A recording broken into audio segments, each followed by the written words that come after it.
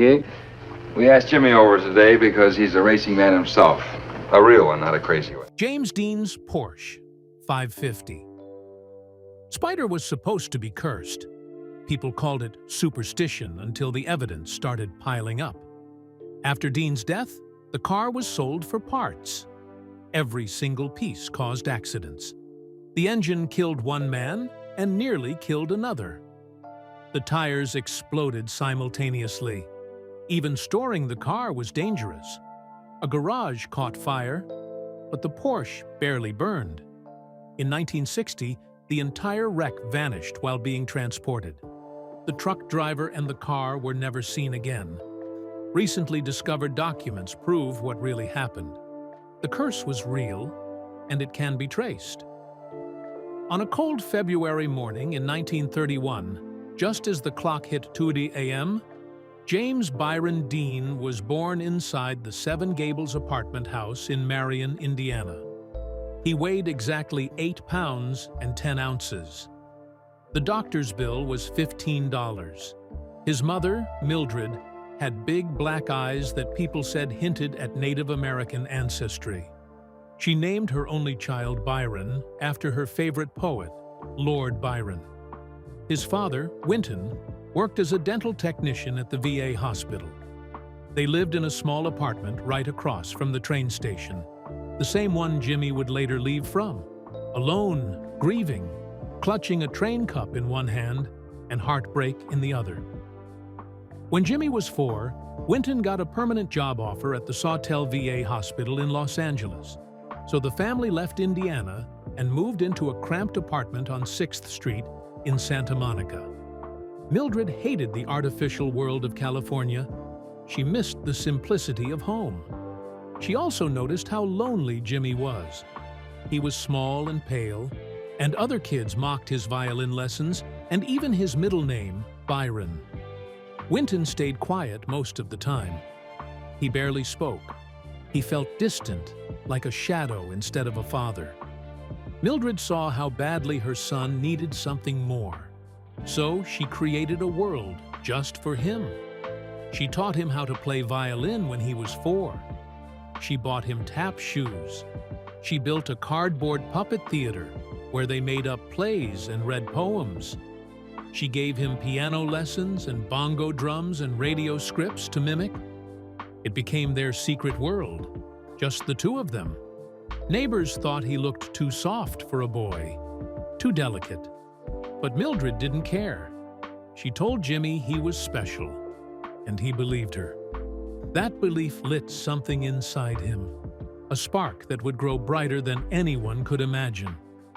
But he never learned how to let go. In May 1940, Mildred felt a sharp pain in her chest. Doctors said it was uterine cancer. She was only 29. Jimmy was 9.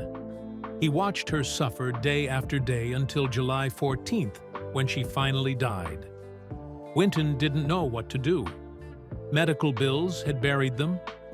His mother, Emma, came out from Indiana and asked Winton what would happen to the boy. Winton simply said, "I don't want to raise the child." So just 2 days after his mother's death, Jimmy boarded the Challenger train with her coffin. The train stopped across 2,000 miles, and at every stop, he jumped out to check if her casket was still there. He was terrified of losing her again. The conductor gave him a little souvenir, a monogrammed cup and saucer from the Challenger. Jimmy kept it for the rest of his life. On July 20th, 1940, Mildred was buried in Indiana. Winton never came. Jimmy moved into a farmhouse with his aunt and uncle, Hortense and Marcus Winslow, in Fairmount. They gave him their own bedroom because he liked the furniture. He got a pony for his 10th birthday. He hunted rats in the barn with his cousin. He read books about bullfighting and spent hours alone. His father remarried in California and never really looked back. Jimmy never stopped waiting for a letter that rarely came. In 1942, Jimmy met Reverend James DeWeerd. He was a preacher, a war veteran, and at first seemed kind. He taught Jimmy about poetry, gave him books, showed him bullfighting films, but something dark was hidden behind the sermons and gifts. In 1955, while filming Giant, Jimmy finally told Elizabeth Taylor the truth. When he was 11, after his mother died, the Reverend had started molesting him. Elizabeth kept that secret until her death in 2011. Jimmy had carried it for 14 years. He said it hurt him deeply. That pain never left. By the time Jimmy reached his senior year at Fairmount High, DeWeird had become more than a mentor. They took trips to Indianapolis together. They stayed in hotel rooms. The Reverend gave him rides and introduced him to the theater. He also kept control. Jimmy made a sculpture during that time called Self. It was a boy with his head down, hands covering his face, silent, ashamed. He still played basketball and acted in school plays. In 1949, he led the basketball team in scoring during the sectionals. He won the top athlete medal and also placed first at the state drama competition. He was crowned at both ends, sports and art, but inside, he was falling apart. He smashed glasses during games. He exploded in rehearsals. He once got expelled for punching a student who laughed at his dramatic reading. He raced motorcycles lying flat on the seat, sounding like a rocket down narrow Indiana roads. He didn't want control. He wanted escape. When he graduated on May 16, 1949, Jimmy was 18. He ranked 20th in a class of 47. He gave the benediction at the ceremony, but his journal pages were getting darker. Lines about betrayal, shame, confusion. At prom, he went alone. A few days later, he packed his brown suitcase with his diploma, medals, and his journals, and boarded a train headed west. Hollywood was his only way out. By June 1949, he was back in California, living in a tiny Santa Monica apartment with his dog, Max. He told his father he'd study law. He enrolled at Santa Monica City College, but his heart wasn't in it. He switched to theater. At auditions, producers stared at him like meat. Some made offers, most didn't. The city felt rotten. By fall 1950, he got into UCLA and joined the Sigma Newhouse on Gailey Avenue. He landed the role of Malcolm in Macbeth. At Royce Hall, 1,600 people watched him perform. Tickets were $120. His method acting shook everyone. One day, during rehearsal, he threw himself to the floor screaming. The cast thought he'd lost his mind. He dropped out of UCLA after one semester. He was broke. A friend helped him get a valet job at a lot near CBS. That's where he met Rogers Brackett, a powerful radio director. Brackett offered Jimmy a place to live, a few radio roles, and protection from the streets. But there was a price. Jimmy moved in and entered another twisted relationship. Brackett wanted more than friendship. Jimmy once told a friend he felt like a whore, dancing for rich men who didn't care who he really was. He fled to New York in October 1951 with almost no money. He crashed on couches, ate garbage, got fired from a game show job because he was too good at the stunts. Finally, he found a tiny maid's room at 19 West 68th Street. It had no kitchen, just 2 porthole windows and a hot plate. In December 1953, he auditioned for The Immoralist, a stage play about a seductive Arab boy. Jimmy got the part. On February 8, 1954, his 23rd birthday, the show opened at the Royale Theater. The critics couldn't stop talking about him, but the old trauma didn't go away. In 1952, before his New York run, he had been offered a bit part in Sailor Beware. One line, "Another in fixed bayonets," was cut entirely. Around then, a powerful director invited him to a private meeting. What happened there echoed what had happened with Brackett. Jimmy felt violated. He told his friend William Bast that it made him feel cheap, worthless, so he started racing. Not just for fun, for survival. He raced motorcycles through Los Angeles streets, fast, loud, furious. When he made it big, he bought a $4,000 Porsche Speedster and said racing was his new passion. In March 1954, James Dean walked into Elia Kazan's office 90 minutes late for the East of Eden audition. He wore a beat-up leather jacket and didn't care that the Warner Brothers team was waiting. He mumbled the lines, didn't stand where he was supposed to, and gave no charm. But Kazan saw something in him. He said Dean's eyes carried a kind of loneliness that felt real. It was the same loneliness Kazan wanted for Cal Trask. That same day, Dean was offered the role with a $10,000 contract. It was a low number for a lead, but Dean didn't argue. Kazan ignored Paul Newman, who had auditioned earlier, and chose the unknown. Studio executives didn't get it. Dean had only done one film role before and a few TV parts, but Kazan didn't care. He had made up his mind, and everything changed after that. When they started filming East of Eden in early 1955, Dean showed up with something no one was used to: complete emotional chaos. He didn't just act, he became. And that made people uncomfortable, especially Raymond Massey, the older actor playing Dean's father. Massey was traditional, trained, calm. Dean ignored him on purpose, wouldn't rehearse with him, wouldn't speak to him between takes, just sat in a corner, staring at the floor or scribbling in a notebook. Massey started to hate him. Dean didn't care. During one key scene, Dean suddenly grabbed Massey by the shoulders, even though it wasn't scripted. Massey was shocked. Kazan let it happen. He said the real anger made the scene better. Crew members said it felt like walking on eggshells.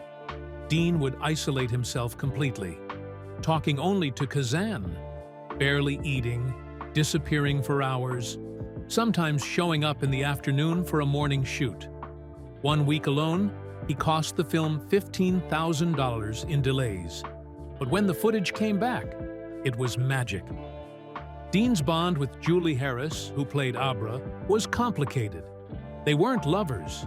She was older, married, and patient with him. But Dean was unpredictable. He'd call her at 3 a.m. to talk about the script.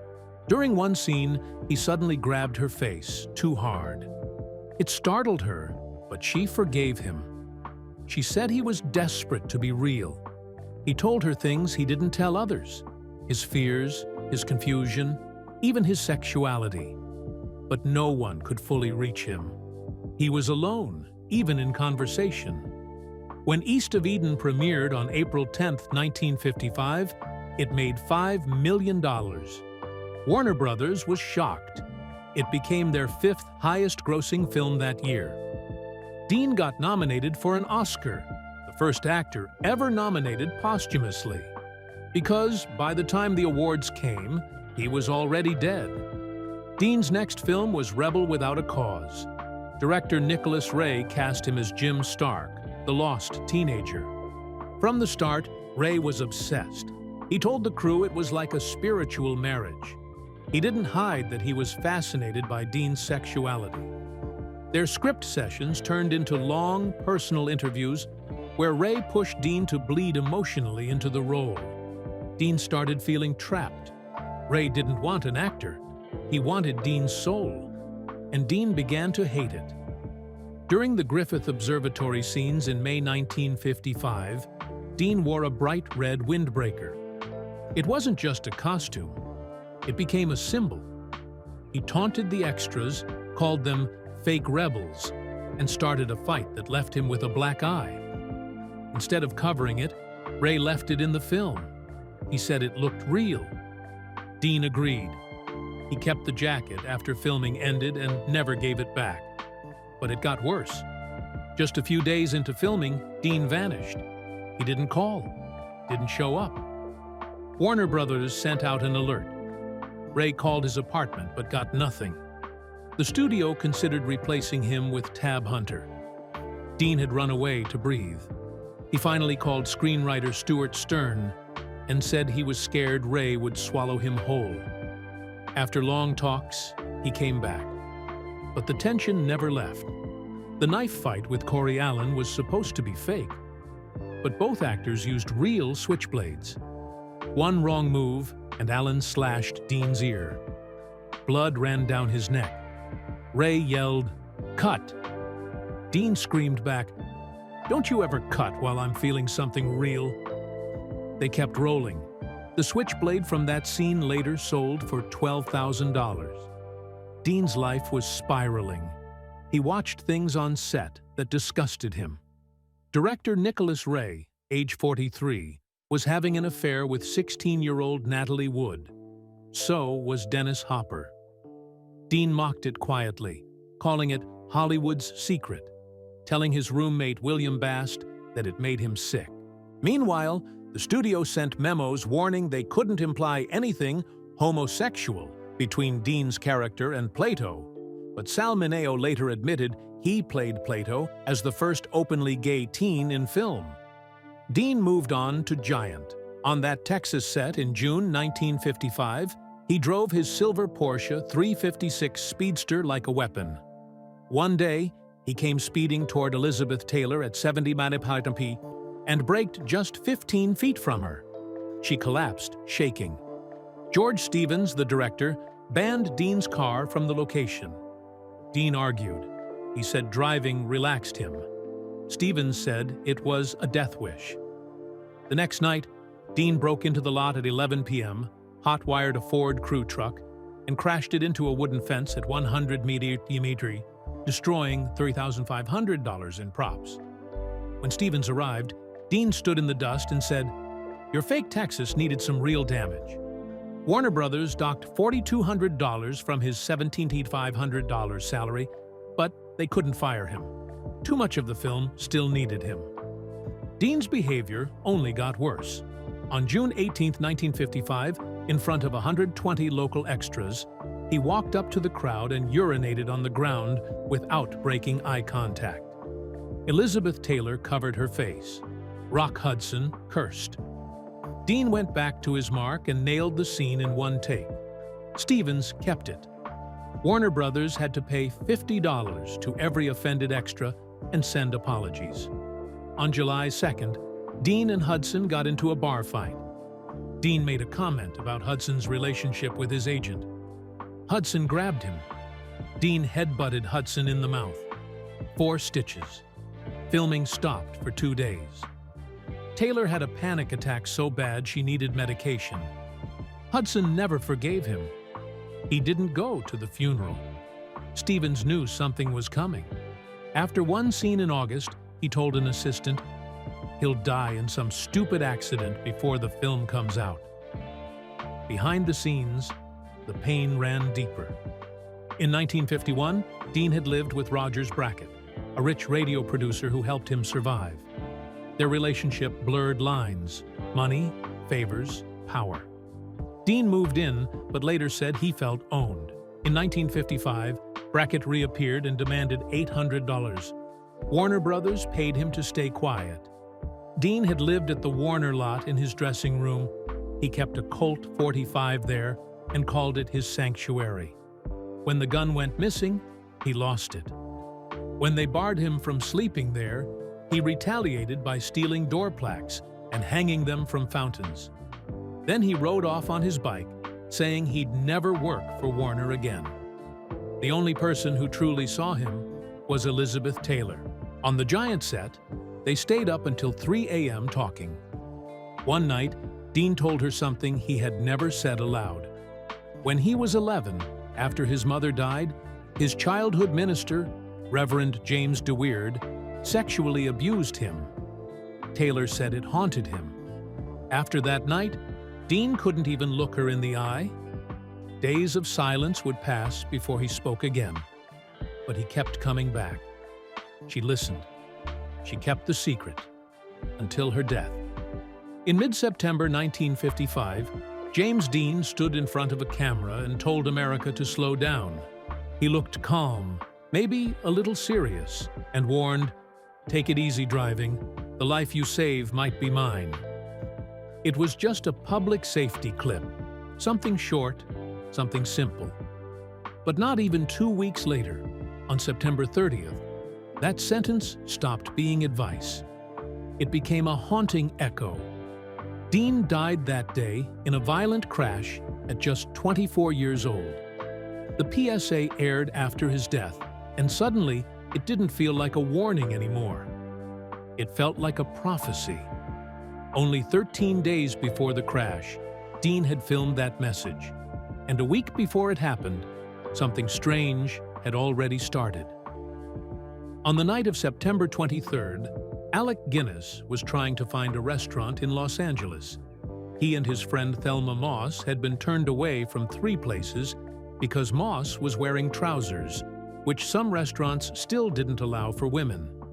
Finally, they reached Villa Capri. Dean was there and invited them to join him. Before dinner, Dean rushed them outside, excited to show his brand-new silver Porsche 550 Spyder. He had just bought it that day. It was sleek, low to the ground, and fast. He said it could reach 150 miles an hour. But Guinness, exhausted and irritated, felt something cold tighten around him. As if someone else was speaking through him, he looked at Dean and said, "Please, never get in it. If you get in that car, you will be found dead in it by this time next week."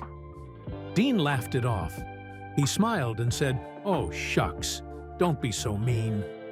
7 days later, Guinness's voice would echo forever. James Dean was reckless, but it wasn't all thrill-seeking. Something about racing made him feel alive. Director George Stevens didn't like that. During the filming of Giant in Marfa, Texas, Stevens grew nervous. So nervous that he added a special clause into Dean's contract, banning any kind of racing until the shoot was finished. It wasn't just legal caution. Stevens told people he had a disturbing dream about Dean in a silver death machine. The description matched the Porsche exactly. Even when Dean's car was delivered on September 27th, his last day filming, Stevens warned him again. So did the crew. "You're going to kill somebody," they said. Dean didn't listen. He smiled, ignored the words, and climbed in. On the morning of September 30th, Dean left for Salinas with his mechanic Rolf Wutherich. Bill Hickman followed behind them in a Ford station wagon with photographer Sanford Roth. At 3:30 p.m., just south of Bakersfield, a patrolman pulled both cars over. Dean got a ticket for going 65 in a 55 zone. Hickman got one too, 20 miles over the limit while towing a trailer. Afterward, Hickman warned Dean again. He said the Porsche was nearly invisible on the gray highway. From behind, he could barely see it. Dean brushed him off, got back in, and kept going. Just before 5:01 p.m., Dean and Wutherich stopped at Blackwell's corner gas station. Dean had an apple and a Coke. He ran into racers Lance Reventlow and Bruce Kessler, who also mentioned they'd gotten tickets that day. It was the third warning in just a few hours. Wutherich asked Dean to let him drive, but Dean said no. As they got ready to leave, someone remembered Dean saying, "This could be my last race." No one thought much of it at the time, but at 5:15 p.m., Dean pulled away. At 5:45 p.m., he was dead. The Porsche hit a black and white 1950 Ford Tudor, driven by 23-year-old Donald Turnipseed. It happened at the junction of Route 466 and Route 41 near Cholame, California. Turnipseed turned left across Dean's path. Dean tried to swerve with a sidestep move, but there wasn't enough time. The Porsche hit the Ford almost head-on and flipped through the air 2 or 3 times, landing in a ditch. The Ford skidded nearly 40 feet from the force. Dean's left foot was crushed between the clutch and brake pedals. The small car had taken the full impact. It folded around him. His injuries were massive. A broken neck, shattered jaw, both arms broken, and deep internal damage. His foot was mangled, his chest crushed. Patrolman Ronald Nelson saw him being lifted into an ambulance about 10 minutes later. Wutherich had been thrown clear. He was unconscious, with a broken jaw, broken hip, and shattered femur. They were taken together to Paso Robles War Memorial Hospital, 28 miles away. Dean was declared dead at 6:20 p.m. by Dr. Robert Bossert. Some say he died in the arms of Bill Hickman, who arrived shortly after the crash. Turnip Seed survived with only bruises and a bloodied nose. He hitchhiked home in the dark.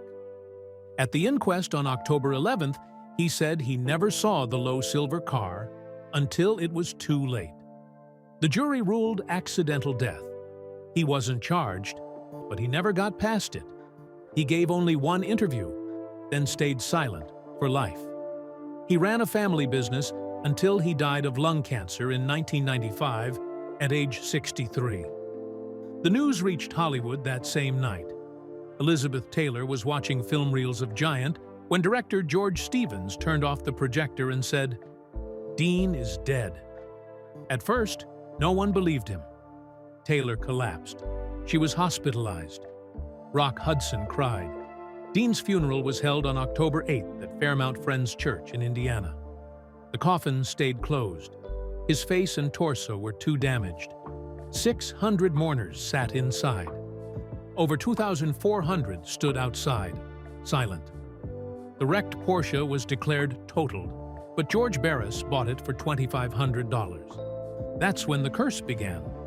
At his shop, it fell off the trailer and broke a mechanic's leg. Barris sold the engine and transmission. Dr. Troy McHenry used Dean's rear suspension in his own car. On October 21, 1956, during a race in Pomona, McHenry's car spun off the track and slammed into a tree. He died instantly.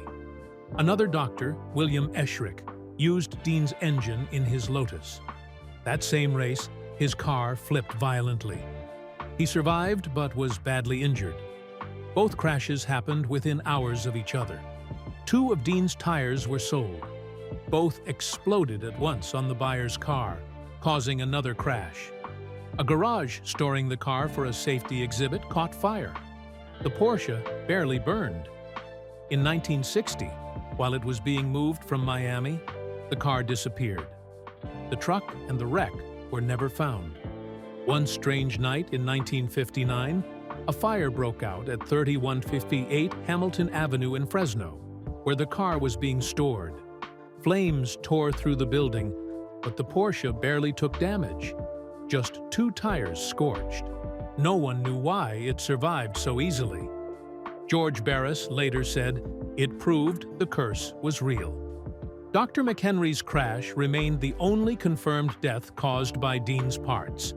After that, his widow gave away what was left to racers around the country. Eschrick, though nearly killed, kept racing and said he wasn't superstitious. But years later, he admitted the car felt like it had betrayed him.